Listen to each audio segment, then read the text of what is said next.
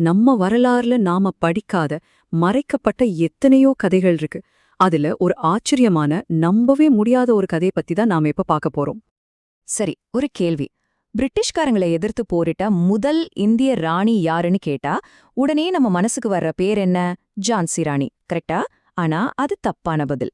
ஏன்னா நாம பார்க்க போற இந்த கதை புகழ்பெற்ற 1857 சிப்பாய் கழகத்துக்கு கிட்டத்தட்ட 85 வருஷத்துக்கு முன்னாடியே நடந்திருக்கு. அப்ப யோசிச்சு பாருங்க, அது யாரா இருக்கும்? அவங்க தான் வேலு நாச்சியார். ஆங்கிலேயர்களை எதிர்த்து சண்டை போட்ட முதல் ராணி இவங்கதான்னு சொல்றது மட்டும் அவங்க பெருமை இல்ல, அவங்கள ஜெயிச்ச ராணி. வாங்க அவங்களோட இந்த அசாத்தியமான கதைய முழுசா தெரிஞ்சுக்கலாம். வேலு நாச்சியாரோட கதை அவங்க பிறப்புலேருந்தே ரொம்ப வித்தியாசமா ஆரம்பிக்குது. 1730ல ராமநாதபுரம் மன்னருக்கு ஒரே மகளா பொறுக்கறாங்க. ஆண் வாரிசு இல்லாததால அவங்கள ஒரு இளவரசியா இல்லாம ஒரு இளவரசனுக்கு கொடுக்க வேண்டிய எல்லா பயிற்சிகளையும் கொடுத்து வளர்க்குறாங்க. அதாவது போர்க்கலைகள், ராஜதந்திரம்னு எல்லாத்துலயும் அவங்கள தயார் பண்றாங்க. அவரோட கல்வி முறை எவ்ளோ வலிமையானதுன்னு பாருங்க. சிலம்பம், வளரி மாதிரியான தற்காப்பு கலைகள்ல இருந்து வில்வித்தை, குதிரை ஏறனம் வரைக்கும் எல்லாத்துலயும் கில்லாடி. இது மட்டும் இல்ல, பிரெஞ்சு, இங்கிலீஷ், உருதுன்னு பல மொழிகள்ல சரளமா பேசுவாங்க. இந்த மொழி அறிவு தான் பின்னாடி அவங்க கூட்டணி சேர்க்கறதுக்கு ஒரு பெரிய பிளஸ் பாயிண்டா இருந்துச்சு.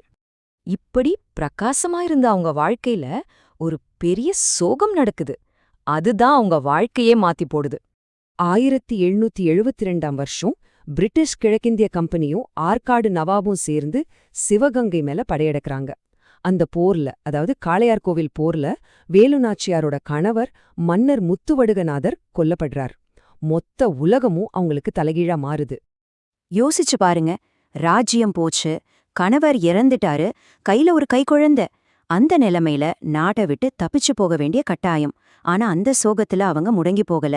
ஒரு சபதம் எடுக்கறாங்க, போன ராஜ்யத்தை மீட்பேன், என் கணவரோட மரணத்துக்கு பழி தீர்ப்பேன்னு. இந்த சபதம்தான் அடுத்த 8 வருஷ போராட்டத்துக்கு விதையா மாறுது. சரி, நாடு கடத்தப்பட்ட நிலைமையில எப்படி ஒரு பெரிய படையை அவங்க உருவாக்குனாங்க? அந்த 8 வருஷத்துல என்ன நடந்தது? வாங்க பார்க்கலாம். பாருங்க, 1772ல ராஜ்யத்தை இழந்து திண்டுக்கல்ல கோபால நாயக்கர் கிட்ட தஞ்சம் அடைறாங்க. அடுத்த 8 வருஷம் சும்மா இல்ல. தன் ராஜதந்திர திறமையால மைசூர் சுல்தான் ஹைதர் அலி கிட்ட பேசி ஒரு ராணுவ கூட்டணிய உருவாக்குறாங்க. இதுல ரொம்ப முக்கியமான விஷயம், உடையாள் என்னும் ஒரு பெண்கள் படையா அவங்க உருவாக்குனதுதான். இது அந்த காலத்திலேயே ஒரு பெரிய புரட்சி. சரியா 8 வருஷம் கழிச்சு 1780ல எல்லாத்தையும் திட்டமிட்டு சிவகங்கையை மீட்க போருக்கு போறாங்க. பாத்தீங்களா, இது வெறும் உணர்ச்சி வசப்பட்ட செயல் இல்ல, சரியான திட்டமிடல். இப்போ நாம கதையோட உச்சக்கட்டத்துக்கு வரோம். இங்கதான் ராணுவ வரலாறுலயே ஒரு மறக்க முடியாத தியாகம் நடக்க போகுது. இந்த வெற்றில வேலு நாச்சியாருக்கு உறுதுணையாயிருந்த இன்னொரு வீரமங்கை தான் குயிலி. உடையாள் படையோட தளபதி, ராணியோட நிழல் மாதிரி இருந்த ஒரு மெய்காப்பாளர். இவங்களோட செயல்தான் போரோட முடிவையே தீர்மானிச்சது. அவங்களோட திட்டம் ரொம்ப புத்திசாலித்தனமானது. விஜயதசமி பண்டிகை அன்னைக்கே சிவகங்கை கோட்டையில இருக்கிற கோவிலுக்குள்ள போக பெண்களுக்கு மட்டும் பிரிட்டிஷ்காரங்க அனுமதி கொடுத்திருந்தாங்க. அதையே தங்களுக்கு சாதகமா பயன்படுத்திக்கிட்டாங்க. எதிரியோட சட்டத்தையே அவனுக்கு எதிரா திருப்புனாங்க.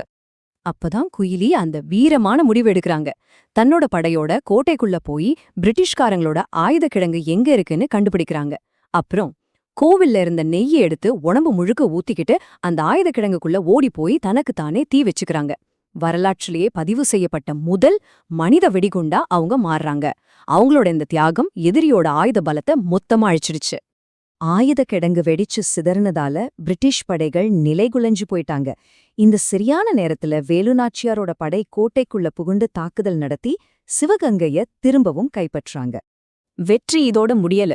சிவகங்கைய ஜெயிச்சதுக்கு அப்புறம் வேலு நாச்சியார் அடுத்த 10 வருஷத்துக்கு அந்த ராஜ்யத்தை ரொம்ப திறமையா ஆட்சி செஞ்சாங்க. இது அவங்க ஒரு போர் வீராங்கனை மட்டுமில்ல, ஒரு சிறந்த ஆட்சியாளருங்கிறத காட்டுது. சரி, வேலு நாச்சியாரோட கதை ஒரு தனிப்பட்ட கதை மட்டும் இல்ல, சுதந்திரத்துக்காக போராடின பெண்களோட பெரிய வரலாற்றுல இது ஒரு முக்கியமான அத்தியாயம். அத புரிஞ்சுக்க வாங்க ஒரு சின்ன ஒப்பீடு பார்க்கலாம்.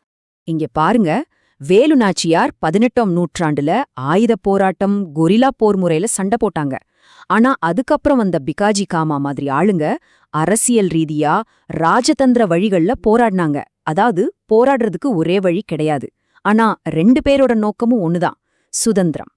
மகாத்மா காந்தி சொன்ன இந்த வார்த்தைகள் வேலு நாச்சியார் மாதிரி வீர மங்கைகளுக்கு எவ்வளவு பொருந்துதுன்னு பாருங்க. பெண்ண பலவீனமானவள்னு சொல்றது ஒரு அநீதி. தார்மீக சக்திய வலிமைன்னு சொன்னா பெண் ஆணை விட பலமடங்கு உயர்ந்தவள்னு சொல்றார். வேலு நாச்சியார் மாதிரி இன்னும் நாம கேள்விப்படாத மறக்கப்பட்ட எத்தனை கதைகள் நம்ம வரலாற்றுல புதைஞ்சு கிடக்குதோ. இத பத்தி நீங்க என்ன நினைக்கிறீங்க? யோசிச்சு பாருங்க.